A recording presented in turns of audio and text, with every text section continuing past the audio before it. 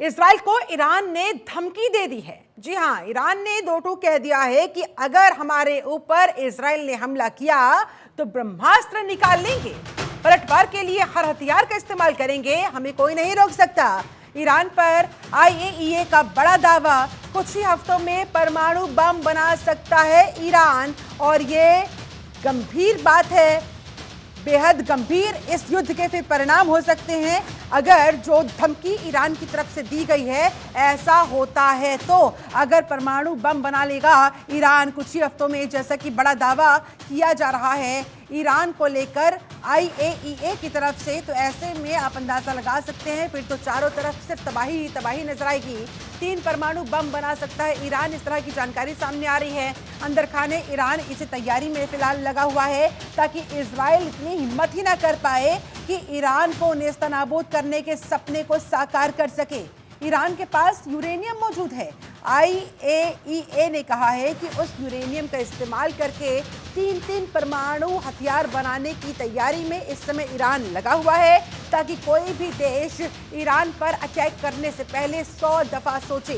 बता दें आपको 1 अक्टूबर को जब ईरान की तरफ से 200 से ज्यादा बैलिस्टिक मिसाइलों के थ्रू हमला किया गया था इजराइल के ऊपर, उसके बाद इजरायली प्रधानमंत्री बेंजामिन नेतन्याहू ने भी दो टूक कह दिया था कि अब ईरान खामियाजा भुगतने के लिए तैयार रहे, अब ईरान को हम सबक सिखाकर रहेंगे। और इसी बीच ये बड़ी खबर, ये बड़ी जानकारी कि ईरान अंदर ही अंदर 3 परमाणु बम बनाने की तैयारियों में लगा हुआ है। उसके पास जो यूरेनियम मौजूद है उस यूरेनियम का इस्तेमाल करके वो परमाणु बम बनाने में फिलहाल लगा हुआ है। इसी बीच बड़ी खबर, हिजबुल्लाह ने इजराइल पर 50 रॉकेट दागे हैं। इस तरह से एक बार फिर से पलटवार किया गया है हिजबुल्लाह की तरफ से, इजराइल के ऊपर ये अटैक किया गया है, रॉकेट अटैक किया गया है। हालांकि इस हमले में किसी के घायल होने की खबर नहीं है क्योंकि इजराइल के पास बहुत अच्छा एंटी ड्रोन सिस्टम है, एंटी अटैकिंग सिस्टम है हिजबुल्लाह की तरफ से। लेकिन एक बार फिर से यहाँ पर जो वार पलटवार होता हुआ नजर आ रहा है, इसी सिलसिले में हिजबुल्लाह ने इजराइल के ऊपर 50 रॉकेट दागे हैं। हिजबुल्लाह ने इजराइल के ऊपर ये हमला किया है।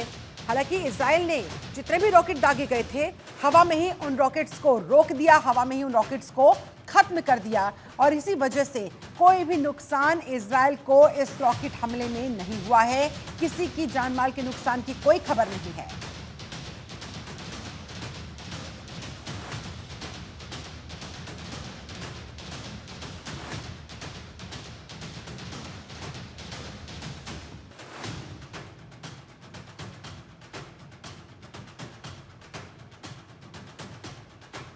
हमारे साथ इस मुद्दे पर, इस बड़ी खबर पर चर्चा करने के लिए 2 खास मेहमान इस समय जुड़ गए हैं। तारुफ करवा देती हूं, विदेश मामलों के जानकार पंकज श्रीवास्तव हमारे साथ जुड़े हुए, बहुत स्वागत है सर आपका।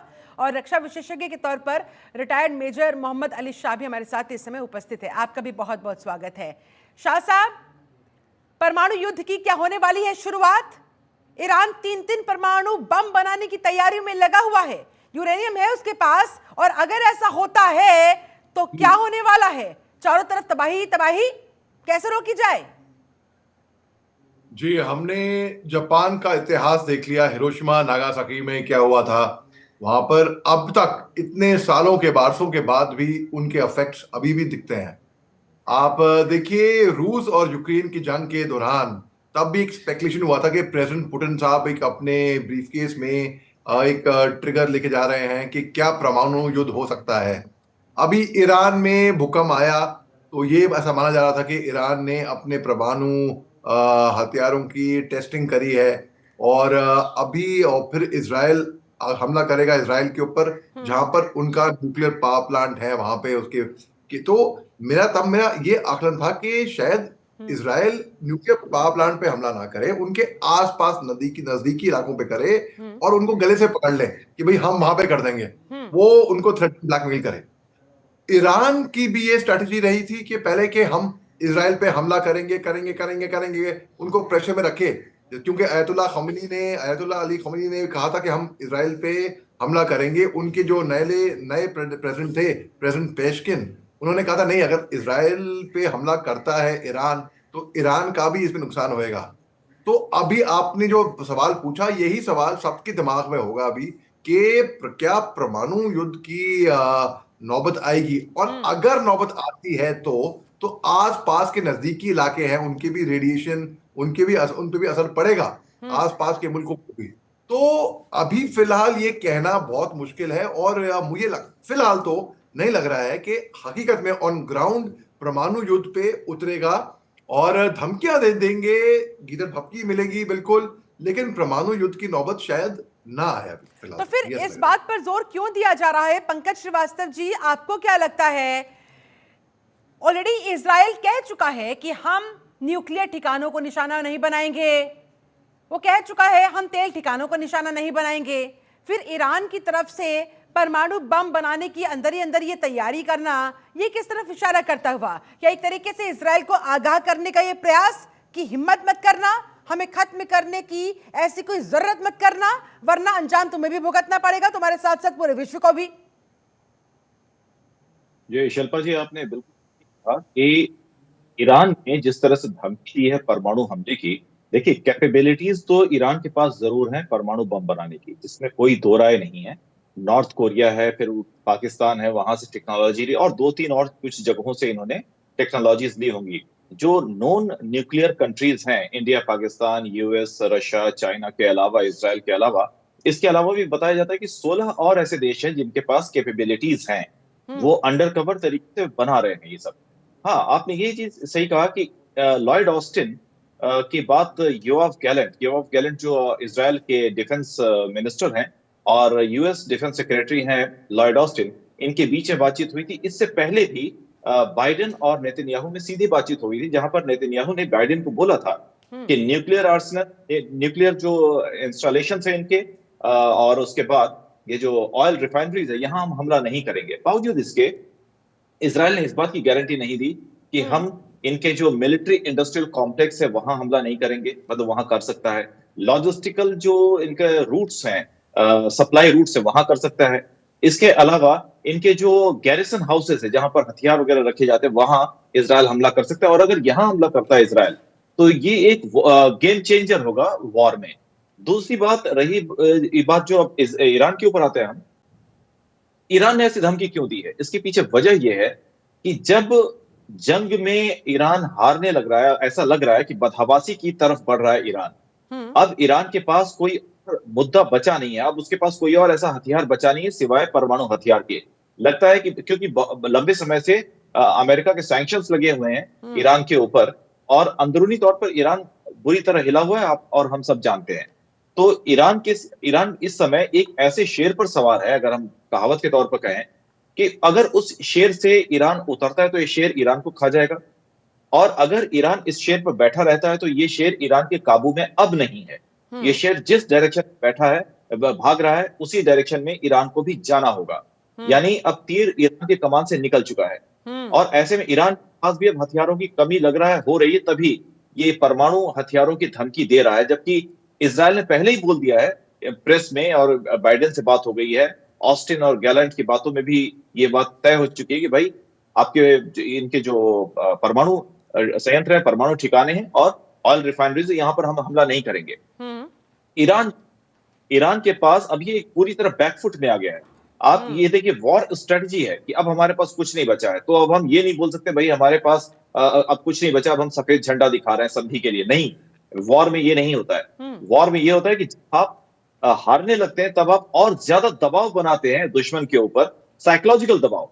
ये एक साई वॉर जैसी कंडीशन हो जाती है कि भाई हमारे पास ये चीज नहीं हुई है, और एक हमारे पास 3 बम बनाने की कैपेबिलिटीज है, जैसा कि आप जानते होंगे, लेकिन हमारा एक बम पूरे इजराइल को तबाह कर सकता है। अब आप सोच लीजिए, तो ये इस तरह का दबाव बनाने की कोशिश ईरान की तरफ से की जा रही है। हालांकि अभी भी जो बढ़त हम देख रहे हैं वो इजराइल के ही तरफ बनी हुई है, क्योंकि उसके पास सपोर्ट के लिए यूएस बैठा हुआ है, वेस्ट कंट्रीज बैठे हुए हैं। अमेरिका ने और इंग्लैंड ने तो साफ साफ बोल रखा है कि वो इजराइल के साथ खड़े हैं। ईरान के साथ कौन है? ईरान के साथ दबे छुपे तौर पर चीन है और रूस है। चीन और रूस ही साथ दे सकते हैं। रूस के ऊपर बहुत सारे सैंक्शंस अमेरिका ने पहले ही लगा रखे हैं। चीन से अमेरिका का जो वॉर, ये ट्रेड वॉर चल रहा है, उसकी वजह से चीन की भी जो आर्थिक हालत है अंदरूनी तौर पर बहुत खराब है। ये दोनों ही देश किसी भी रूप में सीधे तौर पर ईरान की जंग में इजराइल के खिलाफ शामिल नहीं होना चाहेंगे। हालांकि चीन का इजराइल से कुछ अदावत चल रही है, ठीक है। ट्रेड वॉर नहीं, कुछ और रीजन है हम्म। जिसकी वजह से इजराइल को चीन हारता हुआ देखना चाहता है मिडिल ईस्ट में। तो उसके लिए ईरान का साथ जरूर देगा, लेकिन खुले तौर पर बिल्कुल नहीं देगा, क्योंकि उसे अमेरिका के सैंक्शंस का डर अभी है। चलिए, सैंक्शंस का डर अपनी जगह है, लेकिन देखिए पूरे विश्व में अली शाह साहब 1380 के तकरीबन परमाणु बम हैं, जिनमें से 70 परमाणु बम इजराइल के पास है। और देखिए, हमें वो दौर भी याद है जब 2 परमाणु बम ने, इन 2 अटैक्स ने, मैं नागासाकी की बात कर रही हूं, मैं हिरोशिमा की बात कर रही हूं, किस तरह से जापान के अंदर तबाही मचा दी थी। और अगर ये परमाणु बम का युद्ध छिड़ जाता है तो इस दुनिया के नक्शे से दुनिया का ही नामो निशान खत्म हो जाएगा। आपने बिल्कुल दुरुस्त फरमाया शिल्पा जी। देखिए, अमेरिका ने कहा है कि वो होने नहीं देंगे कि इजराइल ईरान के न्यूक्लियर पावर प्लांट या ऑयल रिफाइनरीज की तरफ हमला करेगा, क्योंकि अगर वो ऑयल रिफाइनरीज की तरफ हमला करेगा तो जाहिर सी बात है, इसमें कॉमन सेंस की बात है कि ये तेल के दाम बहुत बढ़ेंगे। और अगर अब तेल के दाम बढ़ते हैं तो डेमोक्रेटिक कैंडिडेट है उनकी कमला हैरिस, तो वो पब्लिक एंगर फेस करेंगी। और इसमें अमेरिका, दूसरी बात है कि खतरे की घंटी तो मंडराएगी हर जगह पे, ठीक है। इसमें आसपास के मुल्कों को भी खतरा होएगा इसमें तो। और ईरान बस धमकियां देगा, जो गरजते हैं वो बरसते नहीं, और जो बरसते हैं वो गरजते नहीं। अगर उनको हमला करना होता तो वो हमला कर चुके होते बिना बताए। इसलिए इजराइल ने कहा कि वो अपने तरीके से हमला करेंगे। बल्कि ऐसा माना जा रहा है कि इजराइल और अमेरिका दोनों मिलकर एक स्ट्रैटेजी बनाएंगे कि 5 नवंबर, जो कि अमेरिकन के इलेक्शन डेट से पहले वो 5 नवंबर से पहले हो सकता है ईरान पे कोई एक जबरदस्त हमला करें उल्टा। और एक और बात है कि 55 लोग गाजा पट्टी से खबर आई थी कुछ टाइम पहले कि 55 लोग गाजा पट्टी में मारे गए हैं और 4 इजराइल में मारे गए हैं। और लेबनान के अंदर अभी भी बहुत तबातोड़ हमले हो रहे हैं। और जबेलिया जो जगह है नॉर्दर्न गाजा के अंदर, वहां पर इजरायली आर्मी ने ऑपरेशन लॉन्च किया था 11 दिन पहले, वहां पर भी हमले हो रहे हैं। तो हमले तो होंगे मिलिट्री बेसिस पे, इजराइल ने बोला है हम निशाना बनाएंगे मिलिट्री बेसिस पे, मगर ऑयल रिफाइनरीज पे और न्यूक्लियर पावर प्लांट पे हम निशाना नहीं बनाएंगे, ऐसा इजराइल ने कहा है। ठीक है। ऐसे में ईरान इजराइल के युद्ध के इस बीच एटम बम की ये जो एंट्री हो गई है, माना जाए कि परमाणु बम को लेकर, एटम बम को लेकर ये धमकियां सिर्फ धमकियों तक ही सीमित रहेगी, इसके पीछे सिर्फ और सिर्फ प्रेशर टैक्टिक्स का इस्तेमाल करना, इसके थ्रू सामने वाले अपने दुश्मन को कहीं ना कहीं दबाव में लाना ही माना जाए एकमात्र मकसद, अली शाह साहब?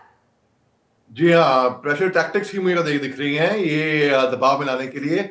और मुझे लगता नहीं कि परमाणु हथियारों का इस्तेमाल यहां पर होएगा। ठीक है, आपको क्या लगता है पंकज श्रीवास्तव जी, ये सिर्फ धमकी देने के लिए ही परमाणु बम का, इन्हें बनाने का, हमारे पास परमाणु बम है तो हिम्मत मत करना, इस तरह की टैक्टिक्स लाए जा रहे हैं, इस्तेमाल किए जा रहे हैं? यानी कि आमने सामने परमाणु बम की इस युद्ध में, इस जंग में कूदने कोई नहीं वाला है, सिर्फ डराने का काम हो रहा है।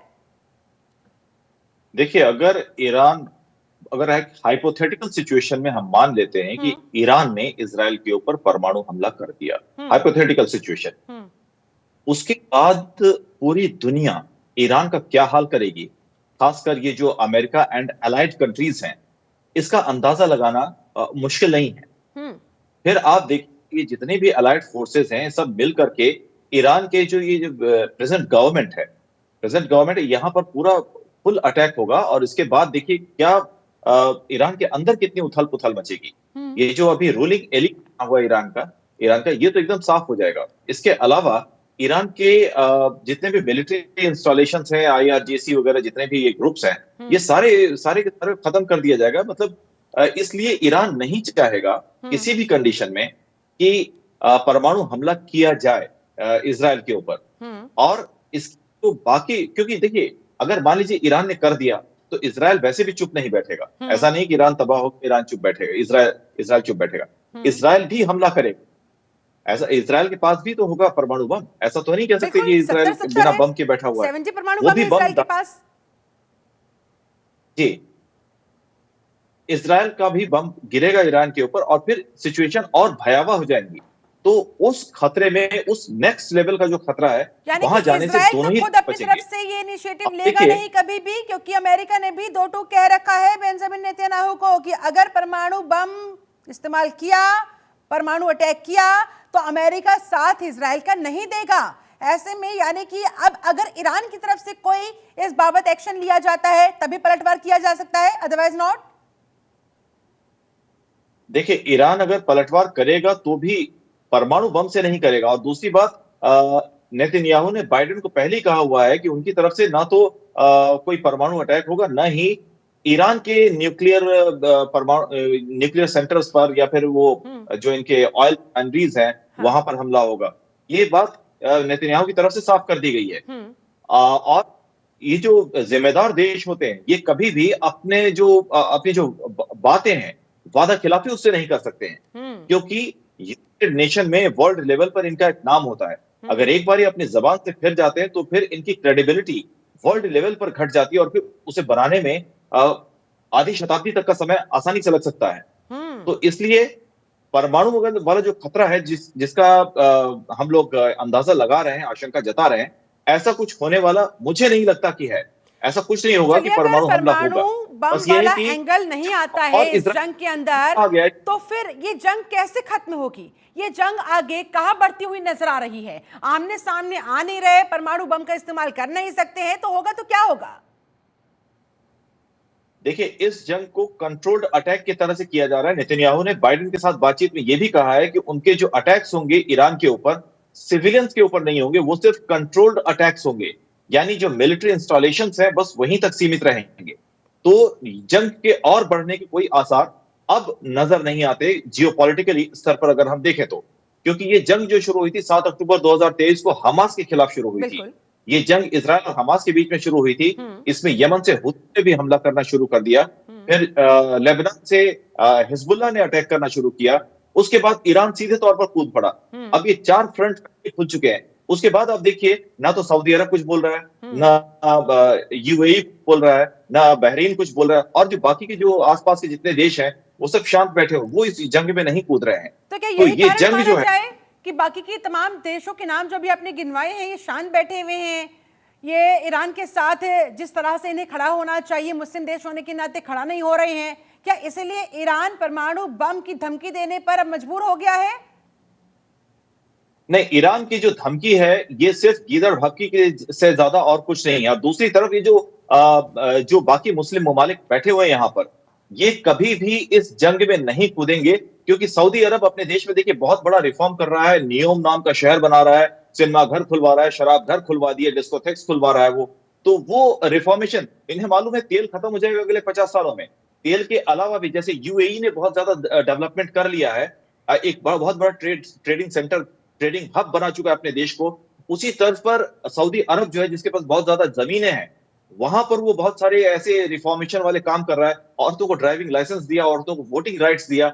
इतना सब कर लेने के बाद अब किसी भी जंग में अगर ये देश जो प्रगतिशील देश है गल्फ के, अगर ये घुसते हैं तो ये अपने आप ही 50 साल पीछे चले जाएंगे, क्योंकि युद्ध जो तबाही लाता है उस तबाही से उबरने में बहुत ज्यादा समय लगता है। और ईरान इस समय अकेला अलग थलग पड़ गया है।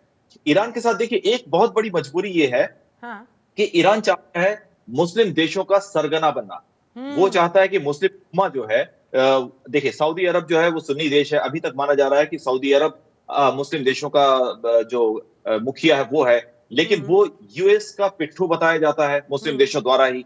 दूसरी तरफ तुर्की है जो कि मुस्लिम देशों का सरगना मुखिया बनना चाहता है, लेकिन तुर्की की आर्थिक हालत इतनी खराब है कि वो बन नहीं सकता चाहते हुए भी, उसके ऊपर भी ढेर सारे सैंक्शंस लगे हुए हैं। दूसरी तरफ ईरान है, ईरान एक शिया देश है, शिया देश होते हुए चाहता है कि मुस्लिम देशों का मुखिया बने, लेकिन और अंदरूनी तौर पर ईरान का जो समाज है पूरी तरह हिला हुआ है। एंटी हिजाब मूवमेंट आपको मालूम ही होगा, उसके बाद जो आईआरजीसी ने वहां के लोगों का हाल किया, जिस तरह से जुल्म ढाए अपने ही लोगों पर, उसकी वजह से ईरान की जो वर्तमान सरकार है ये अपने लोगों के निशाने पर है। तो ईरान ने अपने देश में अंदर एकता बनाए रखने के लिए और विद्रोह को दबाने के लिए इजराइल के साथ जंग में कूदना इसकी मजबूरी बन गई थी। लेकिन ये जंग अब इतनी बढ़ गई कि ईरान के संभाले नहीं संभल रही है। ईरान जो अभी धमकी से ज्यादा ये और कुछ भी अभी नहीं लगता है। ठीक है, अली शाह साहब, आपको क्या लगता है ईरान जिस तरह से अलग थलग पड़ गया है, क्या इसी वजह से ये बौखलाहट ईरान की, इसी वजह से ईरान इस तरह से फड़फड़ा रहा है?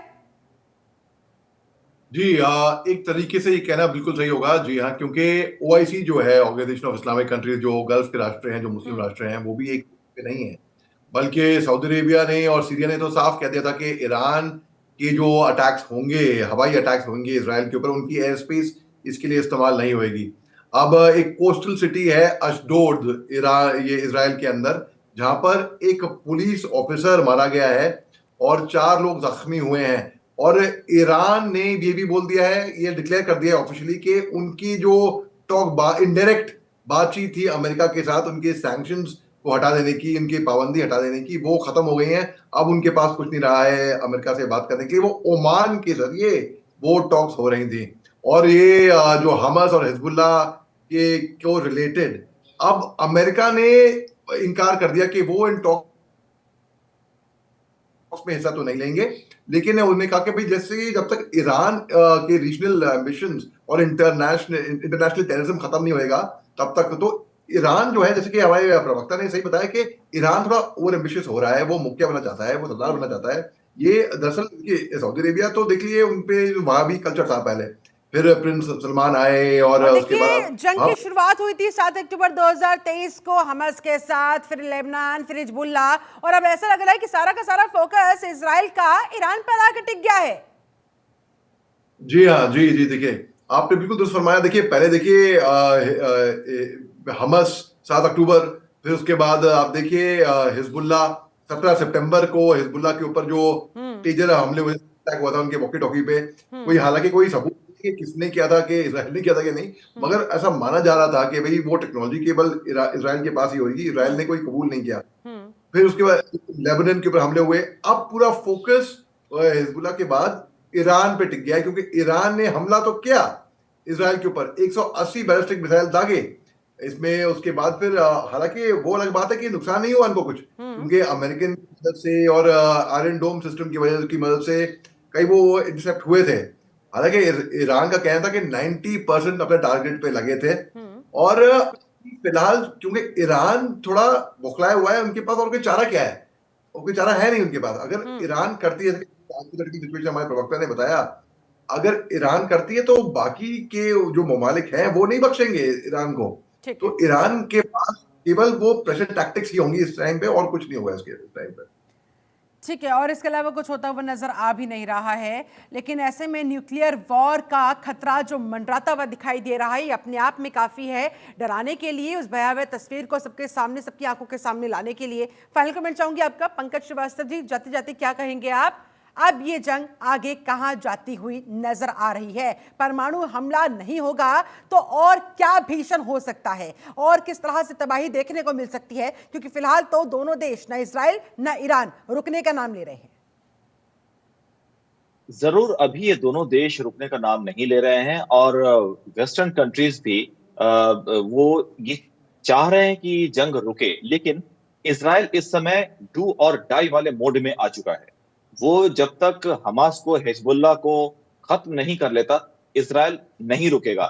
चाहे अमेरिका भी कोशिश कर ले, चाहे वेस्टर्न पावर्स इजराइल के एकदम खिलाफ हो जाए, तो भी इजराइल अभी नहीं रुकेगा, क्योंकि वो इजराइल चाहता है कि जल्दी से जल्दी ये जंग खत्म हो और हिजबुल्लाह का नाश हो, हमास का नाश हो, जिसकी वजह से आगे जो है भविष्य में उनकी आने वाली जनरेशंस के सामने इस तरह की जंग का जो सामना है वो नहीं करना पड़े, ऐसा खतरा नहीं आए। जल्द से जल्द जंग खत्म हो, लेकिन क्या ये होता हुआ संभव नजर आ रहा है? क्योंकि रशिया यूक्रेन युद्ध को उठाकर देख लीजिए, हमास के साथ जो युद्ध की शुरुआत हुई थी इजराइल की, उसको उठाकर देख लीजिए, युद्ध शुरू तो हो जाता है लेकिन खत्म होता हुआ नजर नहीं आता है। जी जरूर, देखिए फिलहाल ये जंग अभी चल रही है, और आने वाले कुछ समय में मेरी जानकारी के मुताबिक, मेरे जो अभी तक मैंने पढ़ा लिखा है उसके मुताबिक, मुझे ये लगता है कि अगले 1 साल के अंदर ये जंग सिमट के और कम हो जाएगी और अपने आप खत्म होगी, क्योंकि इजराइल जो है वो अपना टारगेट जहां तक लगता है वो पूरा कर लेगा, और उसके बाद ये जंग पूरी खत्म हो जाएगी। और ईरान के पास करने के लिए और कुछ बचेगा नहीं। ईरान को ना तो अपनी जनता का सपोर्ट मिल रहा है, ना इंटरनेशनल लेवल पर कोई सपोर्ट मिल रहा है। अंततः ईरान की जो गवर्नमेंट है वो भी जो है एक समय के बाद हमले बंद कर देगी, और ये हमले जो है ईरान सीधे बंद नहीं करेगा, वो हिजबुल्लाह के द्वारा बंद करेगा। हिजबुल्लाह के कंधे पर वापस ये बंदूक रखेगा इजराइल, और हिजबुल्लाह और इजराइल के बीच में जंग चलेगी, और ईरान हिजबुल्लाह को एक समय के बाद या तो सपोर्ट करना बंद कर देगा, या हिजबुल्लाह का पूरी तरह या फिर खात्मा हो जाएगा, खामियाजा वो भी और उसके भुगतेगा। बाद ये फाइनल कमेंट्स आपका अली शाह साहब। जी मैं इत्तेफाक रखता हूँ, मेरे हमारे प्रवक्ता ने क्या बोला है कि जी हाँ, 1 साल के अंदर ये अपने आप खुद ब खुद ये आग कम होगी और ये बुझेगी इसके बाद, क्योंकि इसराइल का ये माना जा रहा था कि इसराइल ने डिसाइड नहीं करा है कि वो टारगेट्स ईरान के अंदर कहाँ पे स्ट्राइक करेगा। अभी खबर ये आ रही है कि इसराइल ने बोला है कि वो मिलिट्री टारगेट्स पे ही हमला करेंगे, उनके न्यूक्लियर पावर प्लांट या ऑयल रिफाइनरीज पे हमला नहीं करेंगे। लेकिन और उन्होंने ये भी कहा है कि वो शायद सिविलियन टारगेट्स पे हमला ना करें, लेकिन कुछ गारंटी तो है नहीं, क्योंकि हमने देखा है गाजा पट्टी में क्या हुआ है कि 42,000 से ज्यादा लोग वहां पे मजलूम, लाचार, सिविलियन, बुजुर्ग, महिलाएं, बुजुर्ग, वहां पे खवातीन, बच्चे मारे गए हैं बेरहमी बिल्कुल, से। आम तो लोगों कोई की जान बेशकीमती है, वो नहीं जानी चाहिए और इस बात का ख्याल रखना होगा। बहुत बहुत शुक्रिया आपका अली शाह, हमारे साथ जुड़ने के लिए बहुत बहुत शुक्रिया आपका। पंकज श्रीवास्तव जी हमारे साथ इस खास चर्चा में जुड़ने के लिए, अपनी बात लोगों तक पहुंचाने के लिए। अब देखना होगा कि अब आगे जाके इस जंग में क्या होता है। परमाणु बम की धमकी सिर्फ धमकी तक ही सीमित रह जाती है, या वाकई में ईरान की तरफ से ऐसा कोई खौफनाक कदम उठाया जाता है, और अगर उठा लिया जाता है तो उसका अंजाम क्या होगा, इंतजार रहेगा, नजर बनी रहेगी। फिलहाल मेरे साथ इस खास चर्चा में जुड़ने के लिए आप सभी का बहुत शुक्रिया। बने रहे जनतंत्र टीवी के साथ। नमस्कार।